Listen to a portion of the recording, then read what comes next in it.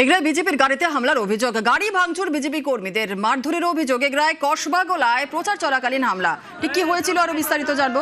আমাদের সঙ্গে রয়েছেন আমাদের প্রতিনিধি পঙ্কজ। ঠিক কি ঘটেছিল? দেখো জয়দা, গতকাল রাতে যেখানে রাত 8টা নাগাদ যেখানে ইগরা পাঁচগুলো গ্রাম পঞ্চায়েতের কসবাগোলা এলাকায় যেখানে বিজেপির প্রচার করতে এসেছিলেন, যেখানে বিজেপির পতাকা লাগানো গাড়িতে এসে তারা কিন্তু কসবাগোলা এলাকায় প্রচার করে।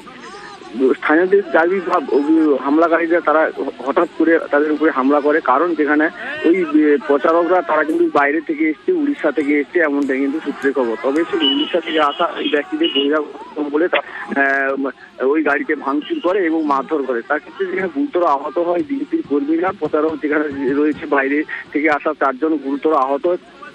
আরো বেশি আহত হয় তাদেরকে এগরা সুপার স্পেশালিটি হাসপাতালে পরে সেখানে ঘটনাস্থলে পুলিশ এসে তাদেরকে উদ্ধার করে। ওই হামলাকারীদের যে 4 জন রয়েছে তাদেরকে আটক করেছে এগরা থানার পুলিশ। এই নিয়ে কিন্তু যথেষ্ট তথ্য শুরু হয়েছে এলাকায়। বেশ, ধন্যবাদ।